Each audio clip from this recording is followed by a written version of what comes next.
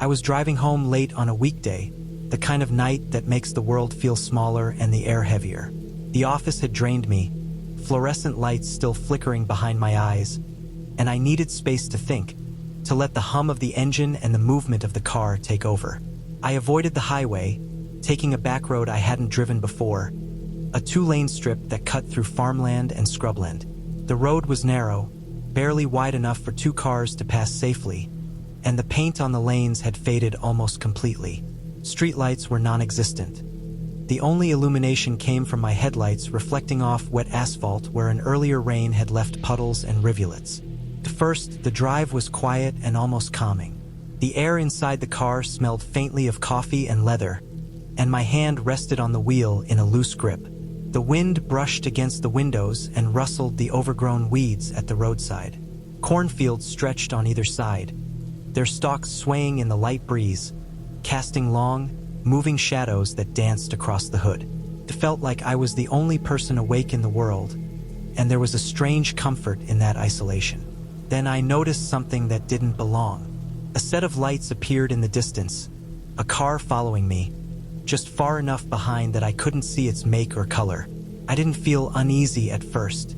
It wasn't uncommon for another vehicle to be on the road, even at this hour. But as I drove, I realized it was matching my speed exactly. I slowed and it slowed. I sped up and it sped up. Every curve I took, it took in sync. My chest tightened.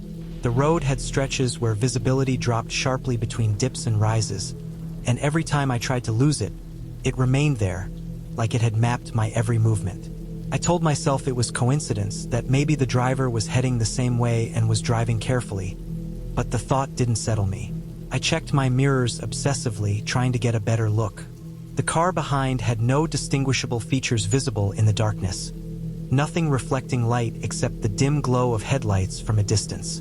There were no brake lights, no indicators, no movement of people inside. It was unnervingly still, and the longer I watched, the more it seemed wrong. The road curved sharply ahead. I hit the brakes slightly to navigate it safely, expecting the other car to follow the bend, but it didn't. I saw it go straight off the road, over the shoulder that dropped into shallow ditches between the fields. There was no sound, no impact, nothing to suggest it had landed in the ditch. My pulse jumped, and my hands tightened on the wheel. For a moment, I considered stopping, but the idea of standing outside, exposed and alone in the middle of the dark farmland, felt dangerous. I kept driving, forcing my eyes to stay on the road. After that, the night grew heavier.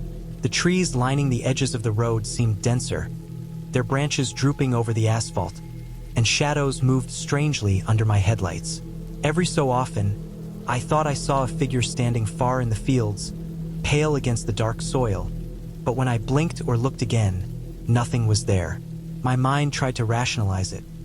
Maybe a piece of discarded fabric, maybe a tree branch shaped oddly, but the feeling of being observed stayed. The road narrowed further, the asphalt cracking in some places, gravel spilling into the lanes. My tires rattled over the uneven surface, and I slowed to keep control. There were no signs, no markings indicating how far I had traveled. The GPS on my phone had lost signal minutes ago, leaving me with only instinct and memory to guide me. Every landmark I thought I recognized disappeared as I passed. Fences were broken, gates hung on one hinge, and some of the fields had been plowed recently, fresh soil dark and damp, edges unkempt. I noticed tire marks running alongside mine, deeper, wider, and irregular. At first, I thought I had imagined them, but the prints continued for miles, parallel to the road. They weren't fresh enough to be shiny mud, but not old enough to be covered in dirt. Something had traveled this way recently. My heart raced, and I forced myself to concentrate on driving. The air in the car felt thicker now, cooler, like the night itself had shifted closer, pressing down on me. At one point, a figure appeared at the side of the road, dark clothing standing too still. I blinked, unsure if my eyes were straining against the dark, or if someone was really there. I swerved slightly to the other side of the lane, heart hammering. When I looked back, it was gone. No footprints, no movement in the grass, nothing to suggest it had ever been there. I drove faster, trying to put distance between me and whatever it had been, my eyes darting constantly between the road ahead and the shoulders. The road seemed to stretch on endlessly. I passed fences that had been broken in several places, a collapsed shed, and piles of scrap metal. The wind had picked up, rattling the doors and sending dry leaves skittering across the road. My fuel light blinked, and panic rose again. The nearest station should have been miles back. I tried to calculate, but with no landmarks, it was impossible. I noticed the sky beginning to lighten slightly, a dull gray creeping over the horizon, but the road itself showed no signs of approaching civilization. Eventually, a faint glow appeared ahead, pale and flickering. Relief hit me in waves. It was a gas station, a single pump island lit by a weak fluorescent light. The door closed, but the interior dimly visible. I parked, the car shaking slightly, and took a deep breath. The familiar smell of fuel, asphalt, and damp earth grounded me immediately. I filled the tank, the motion simple and repetitive, as if it could restore some sense of normalcy. My phone finally picked up signal, buzzing with messages and missed calls. The world felt solid again, ordinary. I drove off slowly, taking the main highway this time, familiar and straight. The fields and broken fences were gone, replaced with streetlights and distant traffic. I told myself I had been tired, that my mind had played tricks on me, but the memory of the black car, the figure at the side of the road, the tire tracks, and the oppressive silence remained vivid. The road behind me had been real, the experience tangible, and I knew I would never forget it. From then on, I avoided backroads at night, stuck to well-traveled highways, and drove only when the world around me felt familiar and safe. Even now, months later, I can still feel the tension of that night, the way the darkness pressed against the car, and the certainty that for a long stretch, I had been completely alone with something I couldn't explain but didn't need to. I went for the drive because the apartment felt too quiet after the breakup. The kind of quiet that presses on the ears and makes thoughts loop. I did not want music. I did not want company. I just wanted motion and wind and the sense that the night was bigger than what I was carrying. The coastal road was close, and I knew it well enough to drive without thinking. Ocean on one side, cliffs on the other, a thin line of asphalt between dark water and darker rock. It was late enough that traffic had thinned to almost nothing. The air smelled of salt and wet stone. Low clouds drifted in from the sea, not fog exactly, but thick enough to dull the stars. My headlights cut a narrow tunnel ahead. The road markings reflected back in short flashes, then vanished under the hood. I settled into a steady pace, not fast, not slow. The cliffs rose close on my left, sheer walls broken by shadows where the rock folded inward. On my right, there was no shoulder in places, just a guardrail and then empty space. The ocean below was invisible, but I could hear it, a deep, steady sound that never quite repeats. A few miles in, I noticed a shape ahead of me. At first, it was just absence, a darker patch against the road where my headlights should have found something. As I closed the distance, the shape resolved into the outline of a car. No taillights, no reflectors, just a black silhouette moving ahead of me, centered in the lane. I frowned and eased off the gas. The distance did not change. I slowed more, letting the car drift down to a crawl. The shape ahead slowed with me, staying exactly the same distance away. I checked my speed, my mirrors, the road edges. Everything else behaved normally. Only that dark form stayed fixed. Cars lose taillights sometimes. Wiring fails. People drive without thinking. I told myself it was careless, not threatening. Still, the lack of any light made my eyes strain. Depth flattened. The road felt narrower. I tapped the brakes lightly, just enough to drop speed again. The shape ahead dropped speed too, matching me perfectly. I sped up. The gap between us never grew, never shrank. It was like chasing my own shadow. The ocean wind picked up, pushing against the side of the car. The clouds thickened, lowering until the sky and sea blended into one dark mass. The sound of waves grew louder as the road dipped closer to the edge. I tried to pass.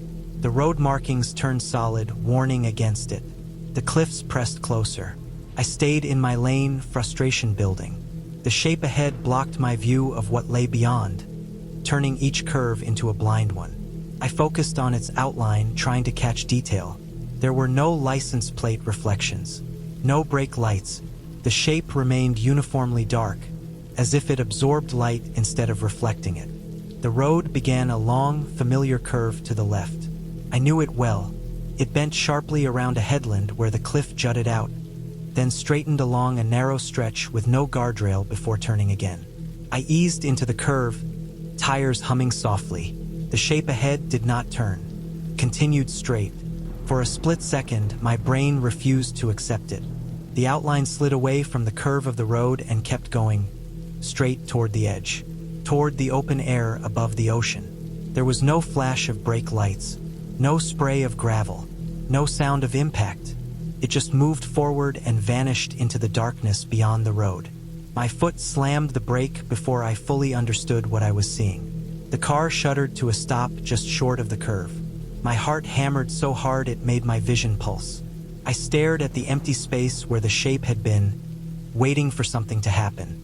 A sound, a splash, anything. There was nothing, only the ocean, unseen but loud, and the wind scraping along the cliff face. I sat there shaking, hands locked on the wheel. My mouth felt dry, my skin prickled with cold. I told myself I had just watched a car go over the edge, that I needed to call for help, that someone was down there. I forced myself to breathe and pulled forward slowly, following the curve this time, eyes fixed on the road. The stretch where the shape had vanished came into view. There was no broken guardrail because there was no guardrail at that point. Just a narrow turnout cut into the rock a few yards back, easy to miss at night, and beyond it, the cliff dropped straight down. I stopped again and got out. The wind hit me hard, carrying spray up from the sea below. I walked carefully to the edge of the turnout, keeping distance from the drop. I shined my phone light down, knowing it would not reach far. The beam vanished into black. I listened. No cries, no metal grinding, no splash echoing up the cliff. After several minutes, reason began to push through panic. I walked back to the car and sat inside, engine running, heater blasting. I replayed what I had seen, frame by frame, stripping away fear and filling in gaps. There was something off about the shape from the start. No lights, no detail, perfectly matched speed. That was not how a real car behaved. I drove on slowly, more alert now than shaken. A mile later, the road straightened and the clouds thinned. Moonlight broke through in pale patches, reflecting off the ocean. Low mist hovered above the water, moving with the wind. That was when I saw it again. Not ahead this time, but to my right. A dark shape slid along the mist above the ocean, keeping pace with me. It looked like a car from this angle, a low block with a suggestion of wheels, but it floated where no road existed. As the road curved slightly, the shape did not follow. It continued straight, thinning and stretching until it broke apart and vanished into the moving mist. Understanding landed with a dull weight. My headlights, angled slightly toward the ocean on that stretch, had been casting my own shadow onto the low mist hanging over the water. The cliff face and the curve of the road shaped it, compressing and sharpening the outline until it looked solid and separate from me. The lack of taillights was because there were none to see. It was absence, not presence. When I slowed or sped up, the projection adjusted instantly, keeping perfect distance. When the road curved sharply away from the cliff, the shadow continued straight, sliding across open air where the mist still hung, until the angle broke and it disappeared. I pulled over again, this time calmer, and tested it. I inched forward. The shadow crept along the mist. I stopped. It stopped. I turned the wheel slightly, changing the angle of the headlights. The shape warped, stretched, then dissolved. I sat there for a long time, letting the truth settle. The night had taken my mood, my exhaustion, the heavy clouds, and the geometry of a dangerous road, and lined them up just right. My mind, already raw, had filled the rest. I drove home after that, staying well within the lines, eyes on the road, not the dark beyond it. The breakup still hurt. The quiet apartment was still waiting. But the fear faded into something else, a reminder of how easily perception bends when emotion and environment work together. I did not see a car drive into the ocean. I saw my own shadow leave the road. I left the apartment just after midnight, the streets still wet from an earlier rain. The air smelled of damp asphalt and something faintly metallic, like iron from the storm. I needed to drive, to get away from the thoughts that had been chasing me all day. My breakup had left a tight knot in my chest that nothing seemed to loosen. I figured the rhythmic motion of the road and the low hum of the engine might calm me, even for a little while. I chose the coastal route, a road I had taken only a few times before, that hugged the cliffs and ran parallel to the ocean. It was narrow and winding, with barely enough shoulder to pull over, and most of the streetlights were burnt out or missing entirely. The car's headlights reflected off the slick asphalt, cutting through the darkness in sharp slices. The ocean on my right was a black mirror, waves moving quietly under the moonlight, but I couldn't hear them over the engine and the occasional hiss of tires on wet road. On my left, cliffs rose steeply, jagged and unyielding. Trees clung to their edges, roots exposed in some places, branches stretching over the road like skeletal hands. Every curve felt tighter than the last, every dip more sudden. I drove slowly, careful not to misjudge the turns, but the tension in my shoulders didn't ease. I noticed it first when a shape appeared in my peripheral vision. A car ahead, completely black, no taillights glowing, just a vague outline. At first, I thought my eyes were playing tricks, the wet reflections and shadows mingling. I slowed slightly, giving it more distance, and then realized it wasn't slowing. No matter how far back I tried to fall, it stayed in that same position, a silent, looming presence. My stomach tightened. I tried speeding up, telling myself it was just a coincidence, that cars sometimes drift in the dark like this. I pressed the accelerator, the tires squealing lightly as they struggled for grip on the wet road. The shape matched me instantly, as if it had been moving in perfect sync. My pulse jumped, and I gripped the steering wheel harder. Every instinct screamed that this was impossible, that something was wrong, but I couldn't explain it logically. The road curved sharply, a turn I had taken dozens of times in daylight. I swung wide, thinking the black car might overshoot the corner, but when I glanced back, it didn't turn, continued straight over the edge of the cliff. For a fraction of a second, my mind rejected what I saw. Then I realized the drop was steep, maybe 50 feet or more, and there was no bridge, no continuation, just air and rocks. I blinked and slowed instinctively, the weight of fear pressing down, my chest tight. There was no crash, no splash in the water below, just nothing. And then I noticed the road ahead. It seemed longer, darker than before. The faint yellow lane markings were almost invisible under the clouds that had rolled in, hiding the moon. My headlights barely penetrated the gloom, and I realized my surroundings felt different. The curves were sharper, the cliffs closer, the ocean quieter. I had no memory of this stretch. My sense of direction had always been good, but now it was gone. Every landmark I expected was absent. The silence was oppressive. I listened to the hum of the engine, the faint wind brushing past the car, the tires occasionally skimming over puddles. Then I noticed movement along the roadside. At first, it was nothing more than a flicker, a shadow among shadows. Then more, small shapes darting just beyond the edge of my headlights. I forced myself not to look too closely, not to focus, and kept my eyes on the road. But the feeling of being watched grew, a cold weight in my chest that made me grip the wheel until my knuckles ached. Minutes stretched like hours. I saw no other vehicles, no signs of civilization, not even the faint glow of a distant town.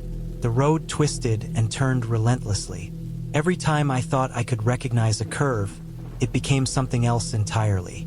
I realized my fuel light was blinking, a low, yellow warning, and panic set in. The nearest gas station should have been miles back, and I had no way to turn around on the narrow, cliff-hugging road. My phone showed no signal, not even the spinning dot that sometimes appeared in remote areas. I noticed tire tracks in the wet asphalt, irregular and deep, leading in both directions. At first, I thought it was mine, but I hadn't veered or slid. Then I realized they were not mine at all, larger, wider, and fresh.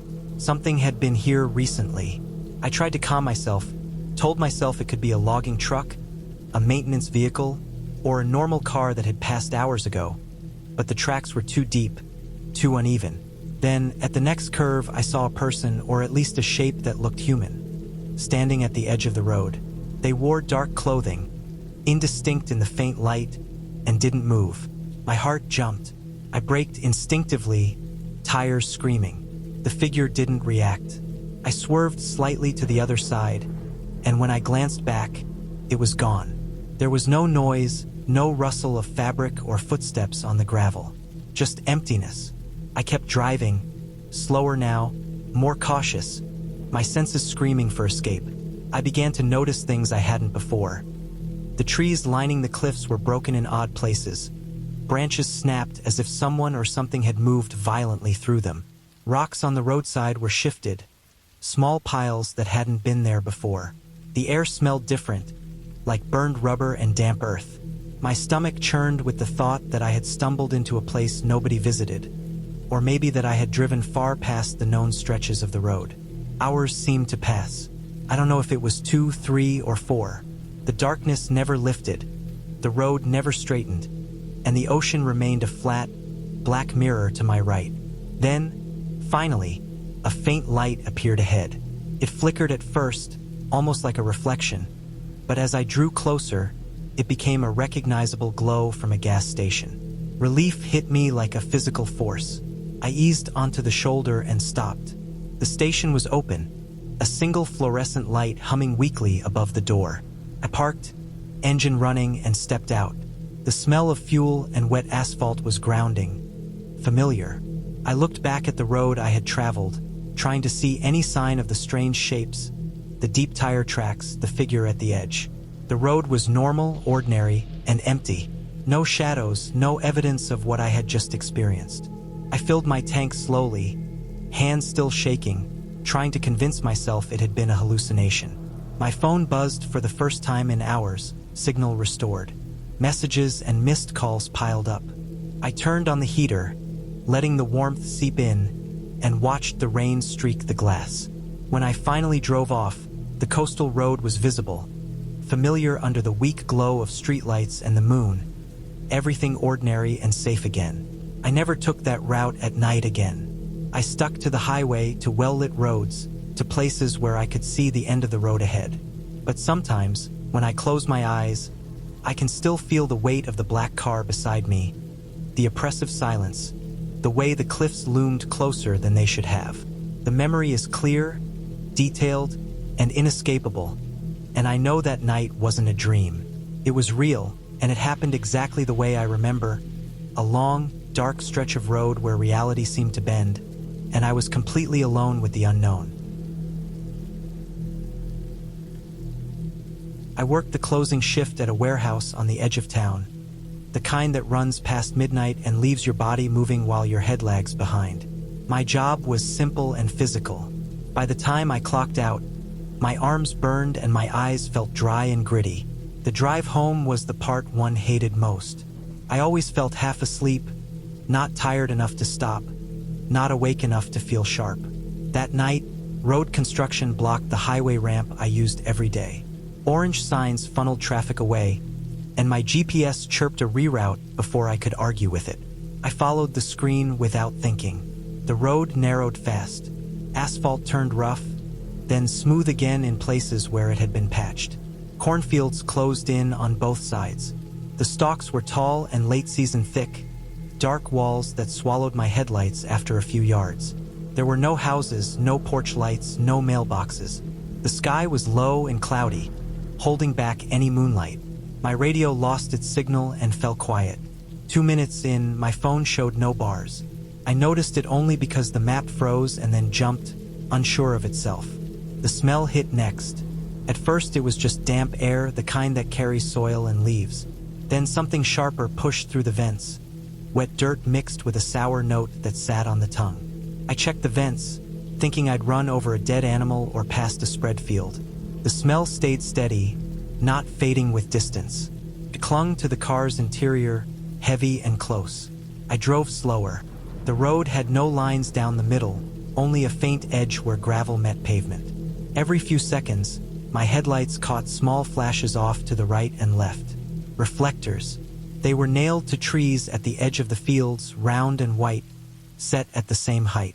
They weren't random. The spacing was exact, the distance between each one the same, like someone had paced it out. They didn't mark a driveway or a curve. They just continued, one after another, guiding the road forward. My shoulders tightened without a clear reason. I checked my mirrors even though there was nowhere for another car to come from. The reflectors made the road feel guided, controlled. I kept going because turning around would mean guessing where the pavement ended, and I didn't want to back up blind. A shape appeared ahead, deep in the corn on the right side. At first it blended with the stalks, just a darker vertical line. As my headlights reached it, the shape sharpened. It was tall and thin, facing the road. It didn't move. It didn't sway like the plants around it. I eased off the gas. My foot hovered over the brake without a thought forming behind it. When I drew even with it, the detail came clear.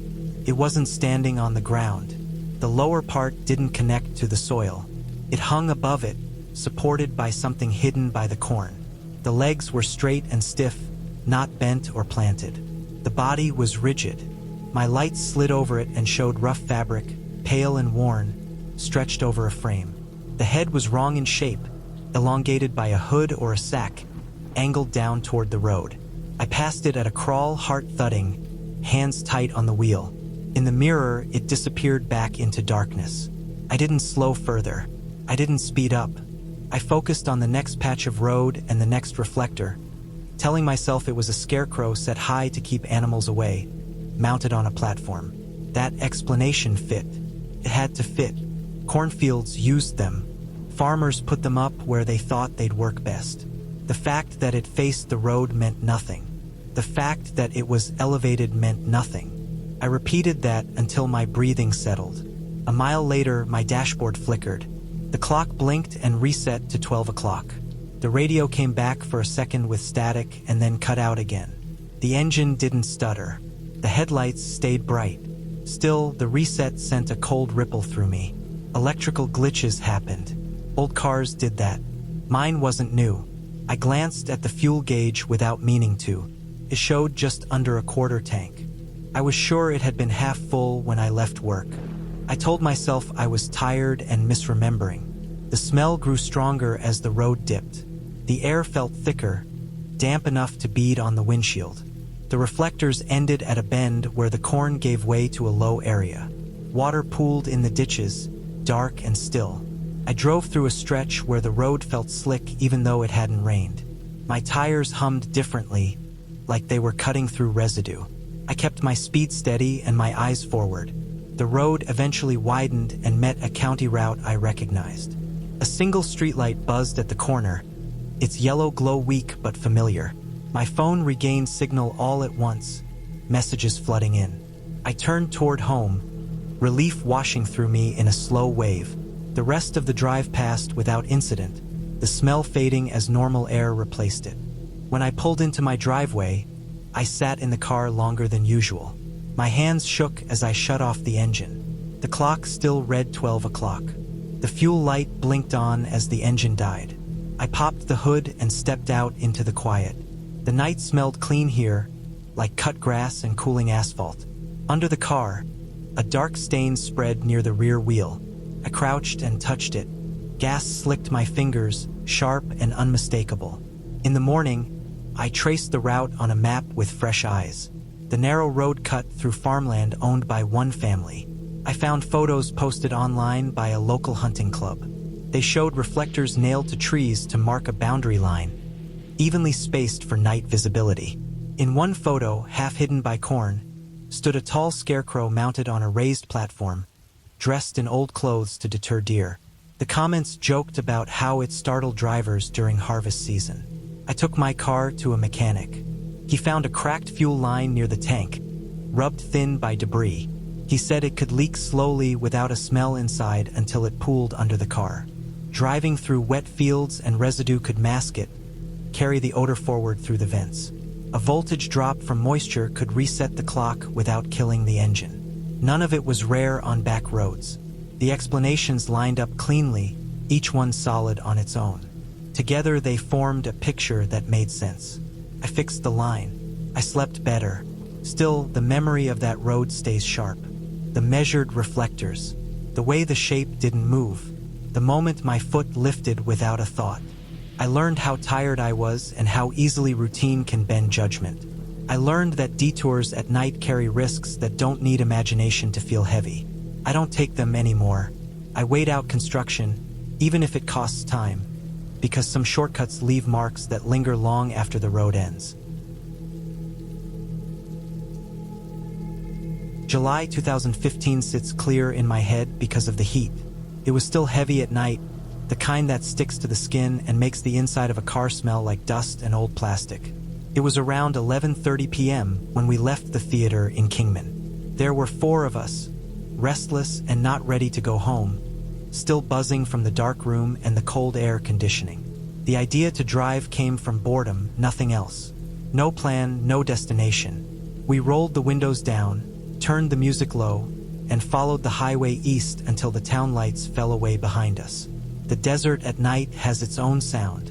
Wind moving through scrub, tires humming against the pavement, insects hitting the windshield in soft, dry taps.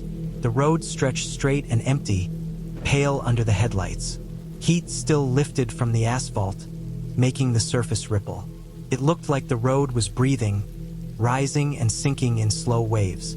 I remember thinking how easy it would be to miss a turn out there, how one wrong decision could put you somewhere nobody would notice for days. About 30 minutes out, the last gas station sign disappeared. Cell phones stopped showing bars. The darkness deepened. The stars came out hard and bright, more than I had ever seen from inside a town. The desert felt open in a way that made the car seem small. We kept driving, partly to see where the road would take us, partly because turning around felt like admitting the night was over. The radio was playing quietly, some late-night station fading in and out. At first it was just static. Then something else came through between stations. It was not speech. It did not sound like music either. It had a rhythm, a repeating pattern that rose and fell. It reminded me of breath pushed through a tube, steady but wrong. When I adjusted the dial, it slipped away, then returned as soon as I stopped touching it. The sound felt close, like it was coming from inside the car instead of the speakers. I tried to ignore it and focused on the road. That was when the headlights appeared behind us. At first, they were far back, just 2 points of white light. Desert highways can play tricks, so I told myself it was another car catching up from a long distance away. But the lights moved closer, fast. They settled right behind us, close enough to fill the rearview mirror. No high beams, no flashing. Just steady light, too close for comfort on an empty road with no passing lanes. I eased forward, adding speed. The car behind matched it. The engine noise changed, and the light stayed fixed, not gaining, not falling back. The desert stayed empty on both sides. No pullouts, no signs, no buildings. The radio noise crept back in, that same rhythm pulsing under the static. My skin felt tight, like the air pressure in the car had shifted. We sped up more. The road shimmered harder as the heat waves bent the headlights ahead. The lights behind stayed exactly where they were, close enough that I could not see the road between us. No attempt to pass. No horn. No change at all. The thought crossed my mind that whoever was behind us wanted us to know they were there. I checked the mirrors again and again, looking for any detail. The lights were wrong somehow. Too level. Too steady. Most headlights bounce a little with the road. These did not. They floated at the same height, even when the pavement dipped. The radio sound stopped suddenly, snapping back to plain static. That silence felt louder than the noise had. The desert pressed in. I could feel everyone in the car watching the mirror, breathing shallow, not moving. When the road widened slightly, I slowed and pulled onto the shoulder. Dust puffed up around the tires. I stopped the engine. The sudden quiet made my ears ring. The headlights behind us vanished. There was nothing on the road. No car passing. No engine sound fading into the distance. Just empty asphalt stretching back into darkness. I got out and walked a few steps behind the car. The pavement was warm under my shoes. I looked for tire marks in the dust at the edge of the road. There were ours, clear and fresh. There were no others. The shoulder was untouched. No broken brush. No signs of another vehicle pulling over or turning off. One of us stayed by the car, rigid, staring out into the open desert. The feeling out there was different. The darkness above felt heavy, like the sky itself was closer. The stars seemed sharper, almost harsh. There was a pressure between my shoulder blades that made me want to hunch forward. I kept looking up without meaning to, scanning the empty sky. We waited longer than we needed to. The desert stayed silent. No headlights returned. No sound carried across the land. When we finally got back into the car, the engine felt too loud, too exposed. We turned around and headed back toward Kingman. Nobody touched the radio. The road felt longer on the way back, every mile dragging. The sense of being followed faded, but the unease did not. It sat low and constant, like a weight in my stomach. Back in town, under streetlights and neon signs, the night returned to normal. Traffic appeared. Phones regained signal. The desert receded into memory. We dropped each other off and went home without comment, each carrying the same quiet tension. I spent the next day trying to make sense of it. I read about radio interference, about how atmospheric conditions can cause strange sounds between stations, especially in hot desert air. I learned about mirages at night, how temperature layers can bend light and make distant headlights appear closer and steadier than they are. I looked into the area east of Kingman and found references to military training routes, low-flying aircraft, and long stretches of restricted land where activity happens without warning. A plane flying low and directly behind us could have created the illusion of headlights hovering at the same height, especially if its landing lights were on. When it changed course or gained altitude, the lights would have vanished without sound we could hear. The lack of tire tracks made sense once I thought about it. There may never have been a car behind us at all. The road shoulder was hard-packed dirt and gravel. Any vehicle staying on the pavement would leave nothing behind. Our fear filled in the gaps, shaped by darkness and isolation. The feeling of being watched from above lingered the longest. That too had an explanation. The desert sky is wide and exposed. Without trees or buildings, there is nothing to block the sense of openness. The brain looks for threats when it has too much space and too little information. Every star feels like an eye. Every shadow feels intentional. Years later, the memory still surfaces when I drive at night, especially on empty roads. I keep the radio off. I check my mirrors more than I need to. I do not drive until the road ends anymore. That night did not involve anything impossible or unreal. It was a combination of heat, geography, technology, and human nerves. It was the desert doing what it has always done, stripping away comfort and reminding us how small we are once the lights fall behind us. I rented the car because the flight delay wiped out the last train, and every hotel near the airport cost more than the ticket I had just flown on. Saving money felt smart at the counter, even at midnight. Night driving never bothered me. I liked empty roads. I liked the way focus narrowed to the space lit by headlights. The rental was small, clean, unfamiliar in a way that made every sound stand out. I loaded my bag, set the GPS, and pulled out into the dark. Within minutes, the highway thinned into a two-lane road, then something even smaller. The pavement narrowed until it felt like the car barely fit. Stone walls rose on both sides, stacked without mortar, uneven and pale in the headlights. They leaned inward in places, as if the road had been cut through them rather than built. Moss clung to the stones. The walls ran on without breaks, bending with the land, older than my country, older than any sense of planning I understood. The air felt damp. My windows fogged at the edges. The road dipped and climbed, twisting through fields I could not see. There were no streetlights, no houses, just the steady beam of the headlights and the low hum of tires on narrow asphalt. I drove slower without deciding to. The walls made speed feel wrong. The GPS voice came on, calm and confident, telling me to turn right in 200 meters. I slowed and watched the wall ahead. There was no turn. The wall stayed solid, stone after stone, no break, no gate. The instruction repeated. I passed the point where a road should have been. The screen showed a clean right angle branching off, a neat line that did not exist in front of me. I kept going, telling myself maps lag reality. Rural data stays old. The next instruction came less than a mile later, another turn.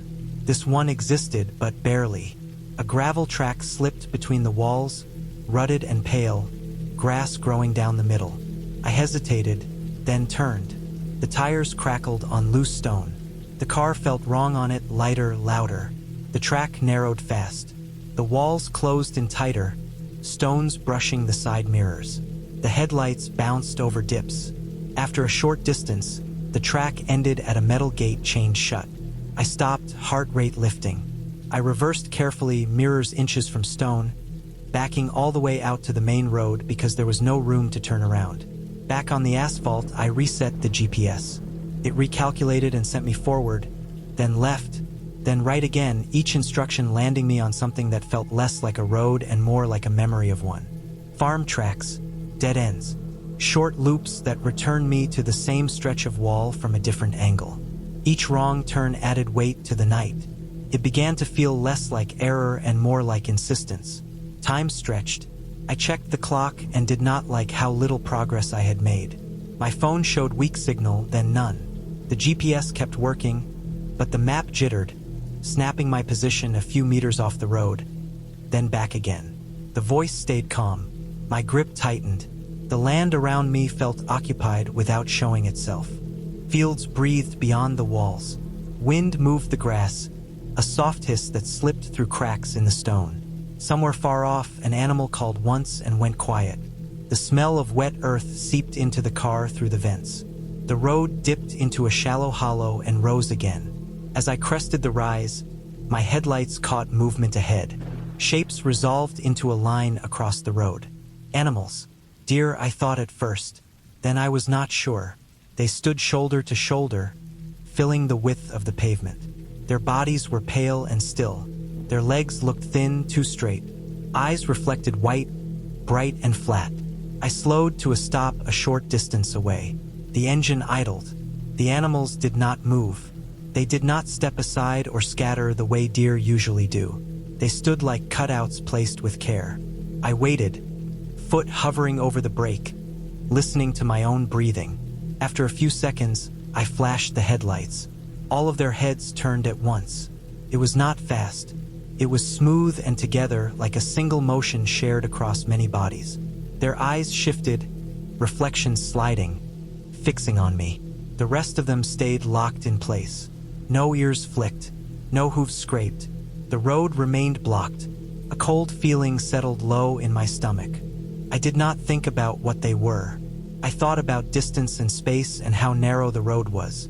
The walls pressed close on both sides, no shoulder, no room to pass even if they moved. I flashed the lights again. Nothing changed. I put the car in reverse.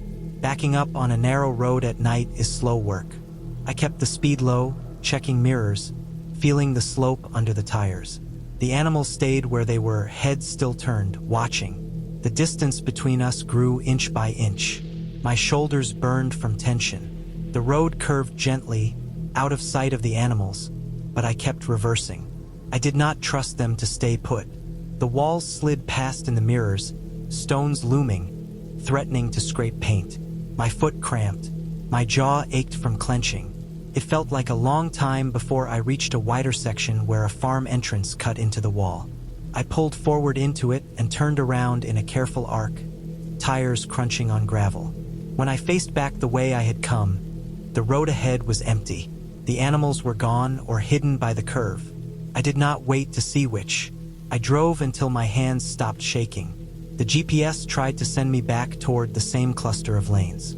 I ignored it and followed signs instead. Small reflective arrows pointing toward towns I recognized. The roads widened slowly. The walls fell away in places, replaced by hedges and open fields. Lights appeared in the distance. My chest loosened with each one. I reached my lodging near dawn, parked, and sat in the car longer than needed, listening to the engine tick as it cooled. Sleep came late and shallow. In the morning, with light and coffee, the night took on shape. I looked up the area.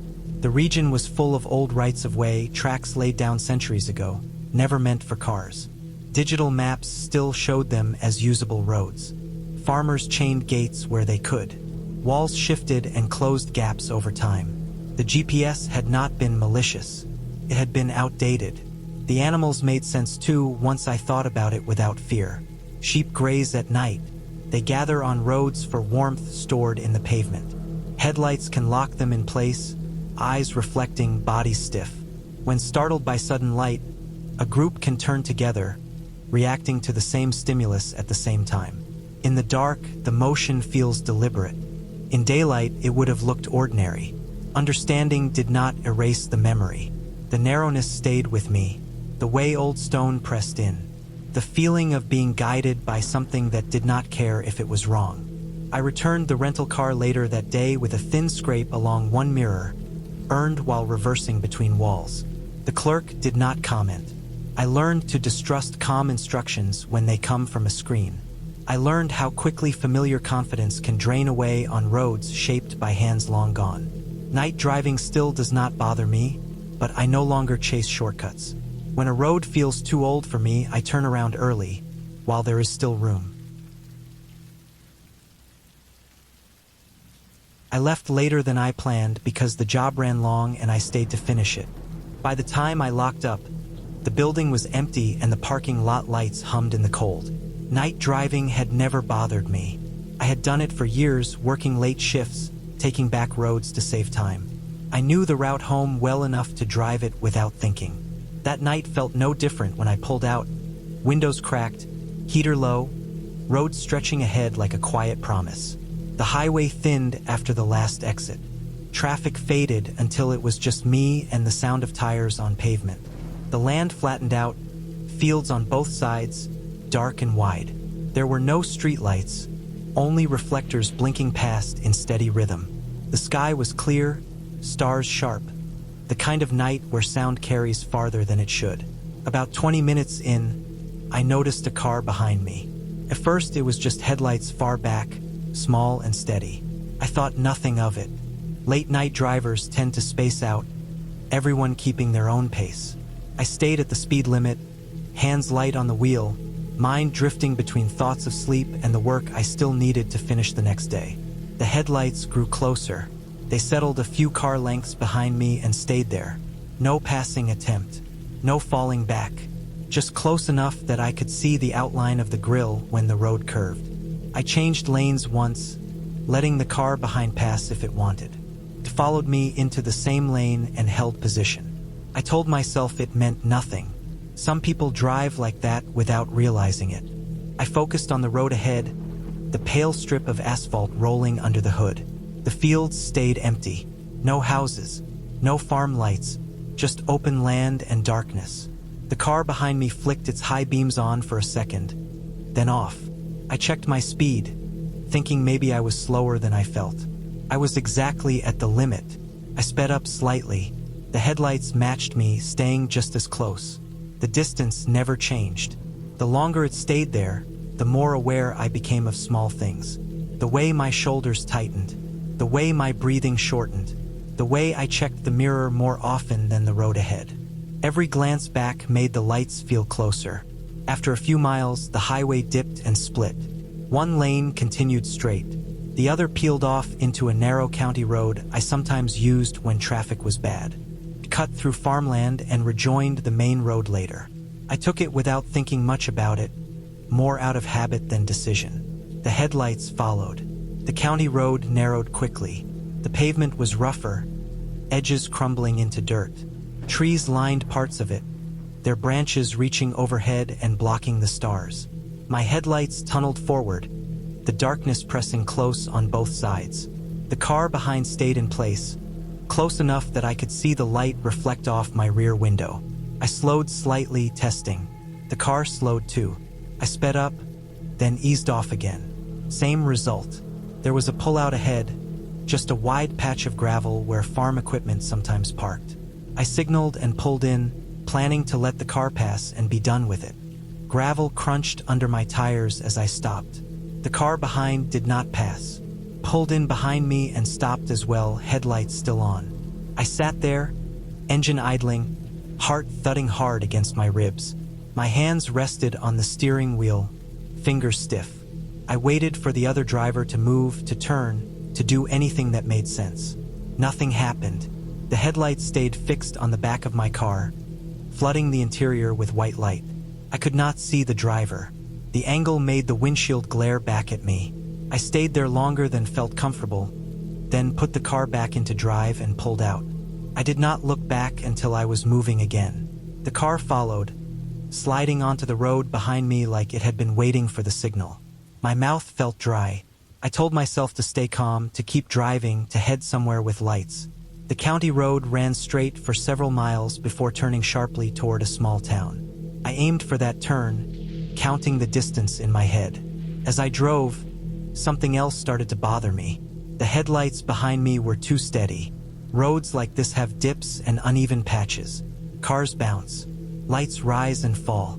These stayed level, the same height, the same distance, mile after mile. I rolled my window down a little more, letting cold air rush in to clear my head. The smell of damp soil drifted in from the fields. Somewhere far off, a dog barked once and went quiet. The road curved gently left, then right.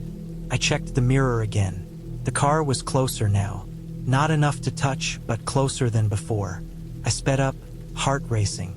The headlights surged forward, matching my speed. I slowed, testing again. They stayed right there, hovering in that same threatening space. When the turn toward town came into view, relief hit me so hard it almost hurt. I signaled early and slowed, preparing to turn. The headlights behind me did not slow. They closed the gap fast, coming within feet of my bumper. For a moment, I thought they would hit me. At the last second, they slowed just enough to avoid contact. I made the turn sharply, tires squealing, and straightened out, breathing hard. The road ahead was empty. I checked the mirror. The headlights were gone. The county road behind me stretched dark and empty. No car, no movement. I slowed, scanning, expecting the headlights to reappear at any second. They did not. I drove on, adrenaline still flooding my body, every sense stretched tight. The town appeared ahead, small and quiet, a few streetlights glowing weakly. I did not stop until I reached a well-lit gas station near the edge of town. I pulled into a parking spot and shut off the engine. My hands shook as the silence settled. I sat there for several minutes, watching the road, waiting for the car to appear.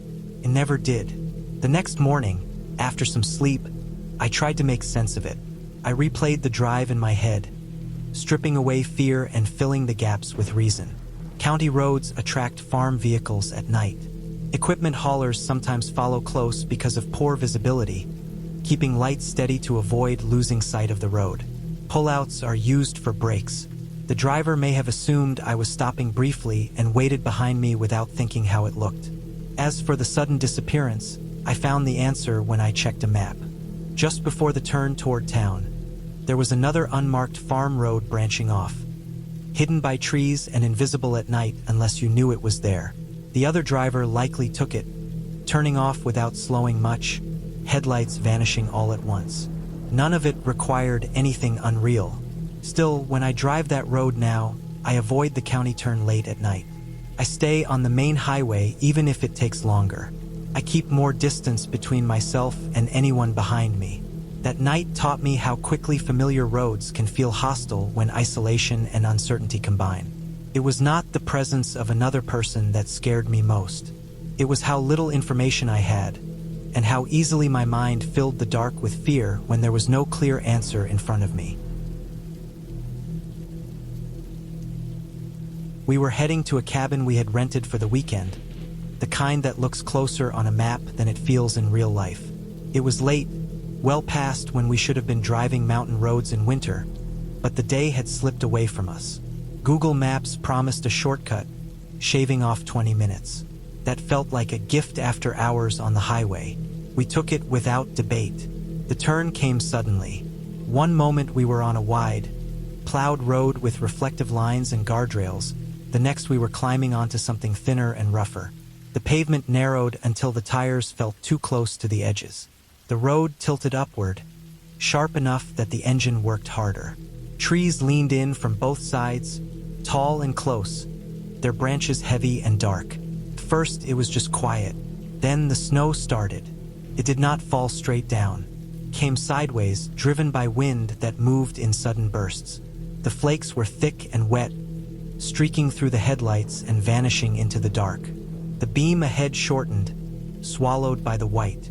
We slowed without talking about it, instinct taking over. The cabin was still miles away.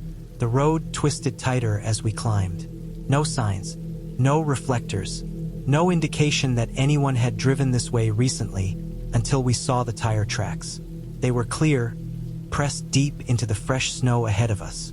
Only one set, two clean lines where another vehicle had gone up the road not long before. There were no tracks coming back down. That stood out more than it should have. We told ourselves it meant someone else had arrived earlier, maybe already at the cabin. Still, the absence of return tracks made the road feel one way, like it did not expect traffic to turn around. We followed the tracks carefully, placing our tires inside them where the snow was already packed. The wind picked up, pushing flakes across the windshield in sheets. The sound of it filled the car, a steady rush that masked everything else. The tracks led us around a bend, then another. The trees grew thicker, their trunks forming dark bars on either side of the road. The slope increased. The engine strained more, a low, constant effort. Then the tracks ended. Not gradually, not fading out. They stopped in the middle of the road as if the car ahead had been lifted straight up. No turnoff, no widening, no signs of spinning tires or braking, just smooth snow beyond the last clear imprint. We slowed to a crawl and then stopped. The headlights lit up untouched snow ahead, pristine and unmarked. We leaned forward in our seats, scanning the edges of the road for some explanation. There was none. The forest stood still. Snow continued to fall sideways, erasing details almost as fast as we could notice them. The engine sputtered. It was a small thing at first, a hiccup that made us tense. Then it stalled completely. The dashboard lights flicked on, bathing the interior in dull red and amber. The heater fan wound down. The rush of warm air stopped. Silence dropped hard. Without the engine, the wind sounded louder. Snow hit the car in soft taps. The cooling metal made faint ticking sounds that seemed too loud in the quiet. We sat there, hands still, waiting for the engine to turn over again. It did not. Cold crept in quickly. The windows fogged at the edges, breath turning visible. We stayed still, listening, hearts beating too fast. That was when we heard the footsteps. They were not close at first, just a soft crunch, spaced and slow, coming from somewhere beyond the headlights. The sound circled the car, steady and deliberate, each step sinking into snow, not rushing, not stumbling, moving with care. The sound reached the side of the car, then drifted toward the back. Snow crunched closer, then farther, like someone pacing a wide circle. The wind died down enough that the steps stood out clearly. We did not move. We did not reach for the door locks because they were already locked. We did not look at each other. Every sense narrowed to the sound outside and the black beyond the glass. The footsteps paused near the rear of the car. Snow brushed softly against metal, maybe blown by wind, maybe not. Then the steps resumed, slower now, circling again. We tried the ignition. Nothing happened. The engine did not even turn. The dashboard lights dimmed and came back, weak and uneven. The footsteps continued. Minutes stretched. Cold settled deeper into the car. Our breath fogged the windows more, blurring the outside world. The sound moved farther out, then closer again, always circling, never stopping long enough to give us relief. At some point, the sound changed. It became less defined, less rhythmic. The crunching blended with the wind again, harder to separate. Snow fell heavier, softening everything. The engine turned over on its own. It happened without warning. 1 second the car was dead, the next the engine coughed, then roared to life. Warm air blasted from the vents. The headlights brightened. The sudden noise felt violent after the silence. The footsteps stopped. We did not wait. We did not question it. We put the car into gear and eased forward, then accelerated, tires gripping just enough to pull us through the fresh snow. We did not look for the tracks anymore. We focused on the narrow path ahead, carving our own way. The road descended sooner than we expected. The slope eased. Trees thinned slightly. After what felt like far too long, we reached a wider road, plowed and marked, with reflectors shining back at us like small signals of safety.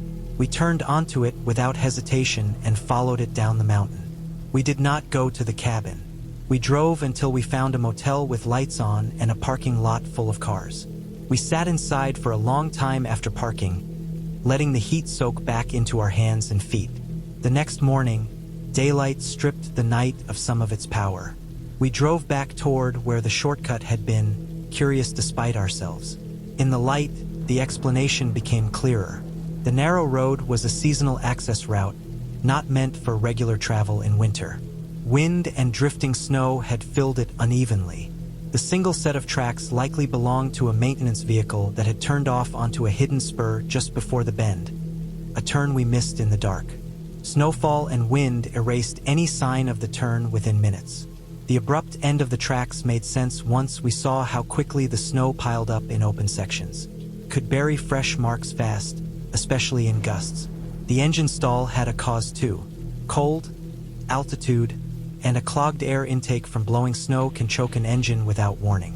When the car sat long enough, residual heat melted the blockage. Airflow returned. The engine restarted on its own. As for the footsteps, we walked around the spot in daylight and saw animal tracks everywhere. Deer and elk used the road as an easy path through deep snow. Wind can carry sound in strange ways, bending it, making movement seem closer and more intentional than it is. Our fear filled in the rest. Nothing supernatural happened that night. No one circled the car. No one watched us from the trees. But the experience stayed with us because of how real the danger was. We trusted a shortcut too late, in bad weather, on a road that did not forgive mistakes. The mountain did not need anything else to make the night terrifying. It only needed silence, cold, and our own minds working against us while the snow kept falling sideways. I drove for a living, not rideshare or city work, but long freight runs and remote routes where night swallowed the road and the radio barely reached. I liked it that way. Solitude sharpened focus. The truck became an extension of my body, every vibration a piece of information. I knew how engines sounded when they were tired, how tires felt when ice was forming, how cold settled into metal before it showed on a gauge. That night was another overnight haul. Nothing special on paper. Clear schedule, light traffic, miles of empty road. The route cut north through a stretch of country where towns were sparse and lakes sat low and wide between stands of pine. It was late, past the hour where fatigue plays tricks, but I was alert. Coffee warm in the cup holder, heater steady, eyes locked ahead. The frozen lake came up on my right, a broad white sheet under moonlight. No snow on it, just smooth ice reflecting pale sky. It stretched far from shore, edges lost in darkness. I eased off the throttle a little, not because of the lake, but because cold pooled in low places and the road dipped there.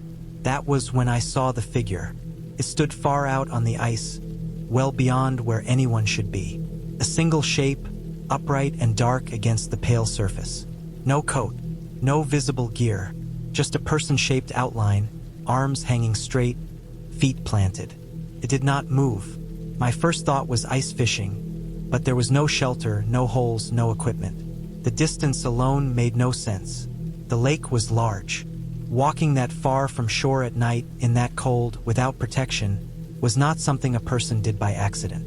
I kept driving. Curiosity stayed behind the wheel with me, but caution took the lead. People make bad choices in cold places. I had seen enough to know that. As the truck rolled alongside the lake, my dashboard lit up. Warning icons flashed across the display, more than I had ever seen at once. Traction control, brake assist, battery alert, sensor fault. The temperature reading dropped fast, numbers ticking down as if someone was spinning a dial. The heater output weakened, air turning thin and sharp. The engine tone changed, a slight roughness creeping in. I glanced at the lake again. The figure was still there. Same posture, same stillness, no shift of weight, no sign of wind tugging at clothes, because there were no clothes to tug. Just a dark vertical line on ice. I passed the midpoint of the lake and checked my side mirror out of habit. The figure was closer to the road. Not by much, but enough to notice. It stood nearer the edge of the ice now, still upright, still not moving its legs. The distance between it and the shoreline had shrunk, yet I had not seen it walk. No change in stance, no step, just closer. My pulse picked up, but training kept my hand steady. Mirrors distort distance. Convex glass pulls things in. At night, depth collapses. I told myself that. I told myself the road curved, that perspective shifted, that the truck's movement made the figure appear to slide forward. The warnings continued. The temperature reading dropped below what the forecast had promised. Extreme cold can do that in low areas near water, especially at night. Cold air sinks. Sensors are sensitive. Batteries hate it. I knew all this. Knowledge did not quiet the feeling in my chest. I drove on, eyes flicking between road, gauges, and mirror. The figure stayed visible longer than it should have. The lake stretched on, then ended, trees closing in again. The mirror showed the ice tapering away, shoreline cutting off the white expanse. The figure remained, now very near the edge, almost aligned with the road. Still no leg movement. I increased speed slightly, wanting distance. The engine protested, then settled. The heater coughed and pushed warmer air. One by one, the warnings cleared, leaving only the temperature reading, still low but climbing back toward reason. I checked the mirror again. The figure was gone. The rest of the drive passed without incident, but sleep did not come easy later. The image stuck, the way it stood, the way it seemed to close distance without motion. I needed it to make sense. I needed it to fit inside the rules I trusted.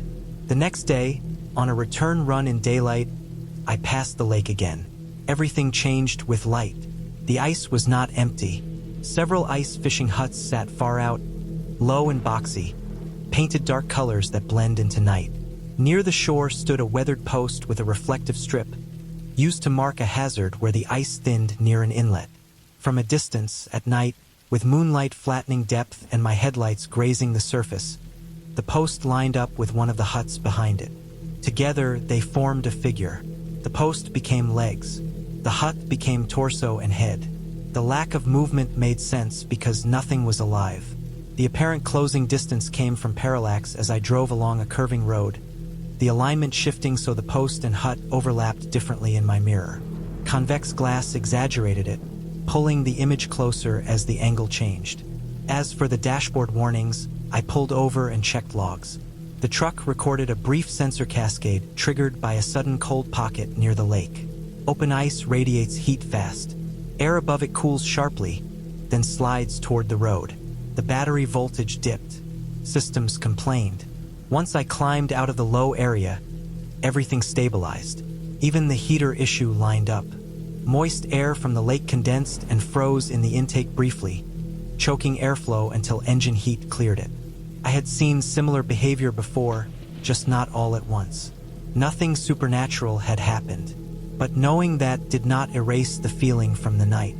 It did not change how real it felt to watch something stand on ice where a person should not be, to see it draw closer without movement, to have the machine I trusted react as if the environment itself had turned hostile. I still drive those routes. I still work nights. When I pass frozen lakes now, I slow a little more. I check my mirrors and gauges with care. Experience teaches you what can go wrong. That night taught me how easily the world can line up in the dark to look like something it is not, and how fast a calm mind can slip when cold, distance, and isolation work together. I did not see a person on the ice. I saw alignment, physics, and my own limits, briefly arranged in a way that made my body react before my brain could explain it. That was enough.